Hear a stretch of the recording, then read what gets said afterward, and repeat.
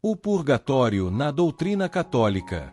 A doutrina do purgatório é uma verdade de fé definida pela Igreja Católica e sustentada pela Sagrada Escritura, pela tradição e pelo magistério. Trata-se de uma purificação final pela qual passam aqueles que morrem em estado de graça, mas que ainda necessitam de uma santificação maior antes de entrar na visão beatífica. O Catecismo da Igreja Católica, no número 1030, ensina que os que morrem na graça e na amizade de Deus, mas não estão completamente purificados, embora tenham garantida sua salvação eterna, passam, após sua morte, por uma purificação, a fim de obterem a santidade necessária para entrar na alegria do céu.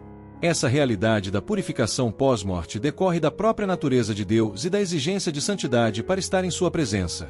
A Sagrada Escritura afirma no livro do Apocalipse 21, 27, que nada de impuro entrará nela, na Jerusalém Celeste, nem o que pratica abominação e mentira, mas somente aqueles que estão inscritos no livro da vida do Cordeiro.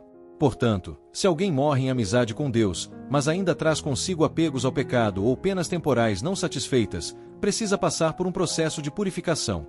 Esse processo é o que chamamos de purgatório. A mais clara referência bíblica à purificação pós-morte encontra-se no segundo livro dos Macabeus, capítulo 12, 44-46, onde se lê que, se Judas Macabeus não tivesse esperança de que os soldados mortos haviam de ressuscitar, teria sido vão e supérfluo orar por eles. Mas, se ele considerava que uma bela recompensa está reservada aos que adormeceram piedosamente, era um pensamento santo e piedoso. Por isso, ele mandou fazer um sacrifício expiatório pelos mortos, para que fossem absolvidos do pecado.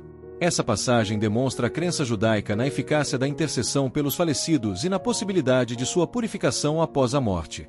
Se as almas já estivessem no céu, não precisariam de oração. Se estivessem no inferno, as orações seriam inúteis. Logo, deve haver um estado intermediário, onde essas orações e sacrifícios podem auxiliar os defuntos. O apóstolo Paulo explica que no juízo final as obras de cada pessoa serão provadas pelo fogo. Na carta de 1 Coríntios 3, 11-15, ele ensina que ninguém pode lançar outro fundamento, além do que já está posto, que é Jesus Cristo. Se, porém, alguém edifica sobre este fundamento com ouro, prata, pedras preciosas, madeira, feno ou palha, a obra de cada um será manifestada, pois o dia a demonstrará, porque será revelada pelo fogo, e o fogo provará qual seja a obra de cada um.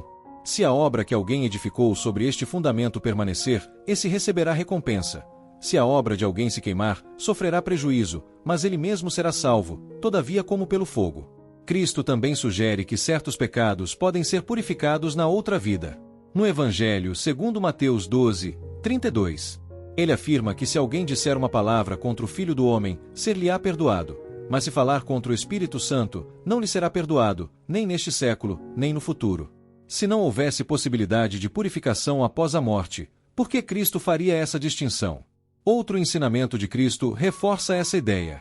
No Evangelho segundo Mateus 5, 25-26, ele adverte para que nos reconciliemos depressa com nosso adversário, enquanto estamos a caminho com ele, para que não suceda que o adversário nos entregue ao juiz, e o juiz nos entregue ao oficial de justiça, e sejamos lançados na prisão.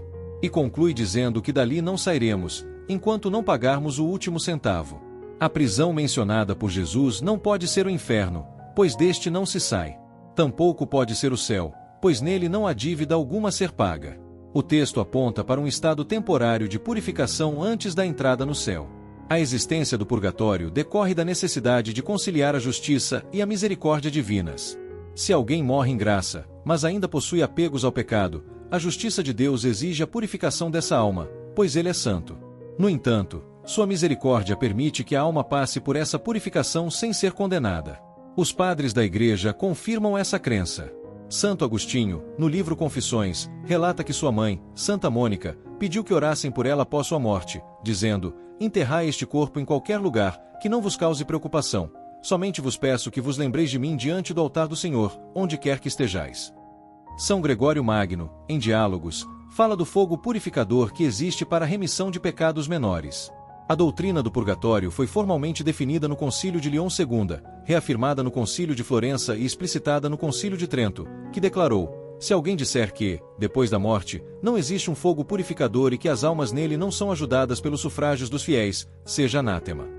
O Catecismo da Igreja Católica, no número 1032, conclui: desde os primeiros tempos, a Igreja honrou a memória dos defuntos e ofereceu sufrágios em seu favor, particularmente o sacrifício eucarístico, para que, purificados, possam chegar à visão beatífica de Deus. O purgatório não é um segundo julgamento, nem uma segunda chance, mas uma realidade lógica e teológica decorrente da santidade de Deus e da necessidade de purificação dos eleitos. As bases bíblicas, patrísticas e magisteriais são sólidas e confirmam que aqueles que morrem em amizade com Deus, mas ainda imperfeitos, passam por uma purificação antes da glória eterna.